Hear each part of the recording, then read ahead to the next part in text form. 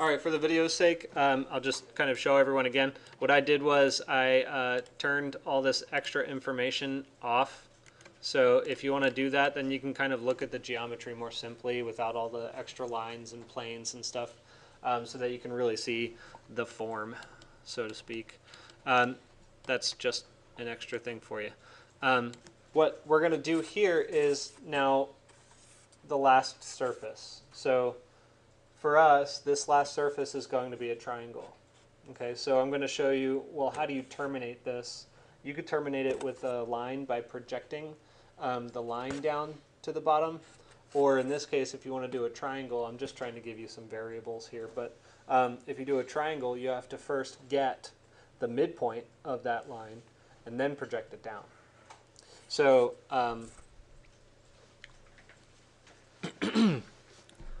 I'll give you kind of the end point, and then we'll work to it. The end point is under, I'm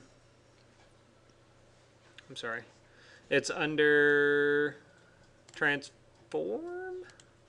I forget. Let's find out. It's called project, and I want to project an object onto a plane, not a curve onto a B-rep, right? So it's this one, project, or it's the project with the little ball and the white paper looking thing. Huh? Project or project? Project, not project.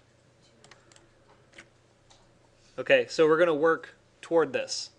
And it's going to ask us for the geometry we want to project and the plane to project it to. So now we're not using an inherent plane on an object. We're going to take an object and assign it to a plane. It's a little different. So we first need to take this top surface and break down the edge, right? So, you know, like you see here in this model, right? We took a fold and we folded the top over, and then now we have that edge, which you see here, basically, this edge. We're going to take that and we're going to bring it down to 1 point. So you could essentially just move a point in space, but for me, I'm going to start with actually just breaking it down, getting a midpoint, and having the midpoint meet the base plane. Okay, so that just looks like this. Under curve, division, we can divide curve to get the point. But in order to do that, we need to get the edge to divide, right? So you see how I'm kind of thinking backwards here? I have the end in mind. I'm getting my intermediate step. I'm figuring out what information I need, and then I proceed. This was under, where was this? Transform affine.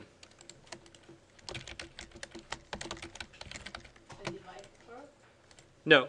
Project is under transform affine. Divide curve is under curve primitive, I think.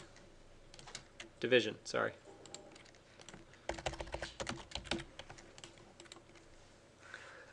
So we need to first obviously get the curve that we're going to do. And that's going to be off of, well, let me see here. Oblique curve, is that the one we want? Yeah, that is the one we want, I think. Maybe. That one is the curve? Yeah, this is the one we want. So I'm going to plug that in. And you see it defaults to dividing it by like 10 or something like that. But I don't want to do 10, so I'm going to take a panel, which is swiftly becoming my favorite way to insert one number, and I'm going to subdivide it into 2 subdivisions. Not 2, it doesn't go by 2 points, it goes by 2 subdivisions, which is going to give us 3 points, which gives me my midpoint. So there you can see it's creating points on the end, and I can do a what to get which point. Huh? Yes, list item to get my center point, because that's the one I'm going to project down.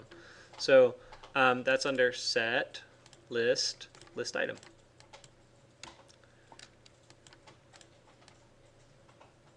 So I can plug the list of points in, If I'm going to go with a slider, right, so right now I'm in a position where I don't know which of these points I want to project down. I'll figure it out later, so I'm just going to set up a slider for each of the points. What do I set my slider to?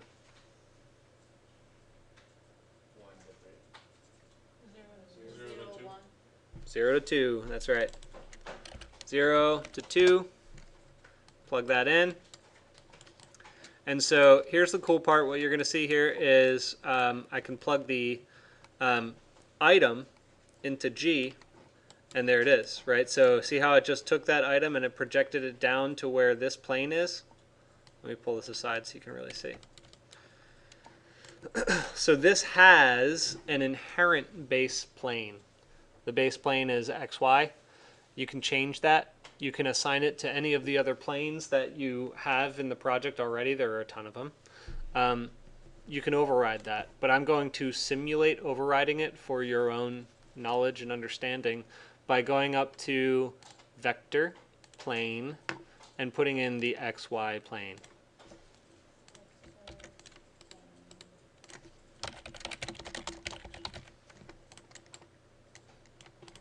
But know that that plane can be any plane in space. It could be in 3 dimensions.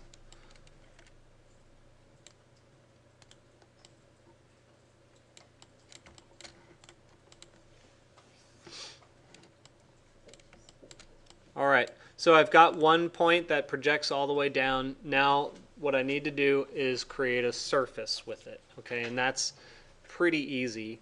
I just have to go to surface and freeform, and I'm going to use 4-point surface.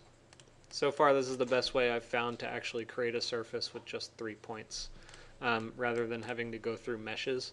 That's a story for another time. But so we're going to need 3 points. It doesn't really matter what order you plug them in as, but do know that it's easy to just take these list items and to plug them in that way. So you just copy and paste those list items and just get 2 more arrays off of the same point list, right? Because that point list has your 0 point, your 1 point, and your 2 point. Then all you have to do is change the value from 0 to 1 and 0 to 2. And your inputs, right, for A, B, and C on the surface 4-point are going to be, doesn't matter what order, so I'm just going to plug them in. And your relocated point, which looks like that.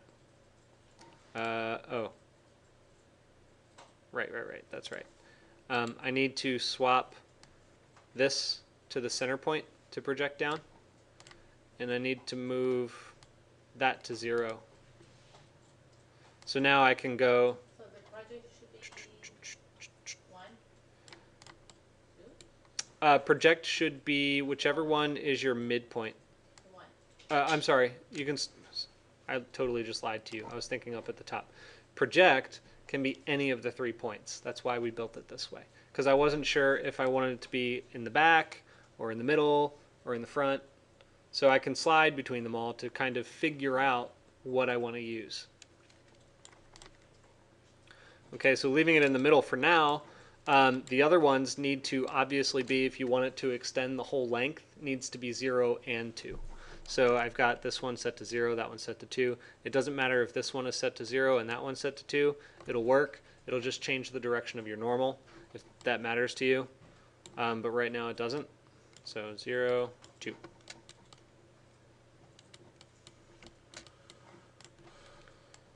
Okay, so we just put together a bunch of these in a relatively short time frame. I imagine some of you are probably still catching up to that. So I'll stop moving here.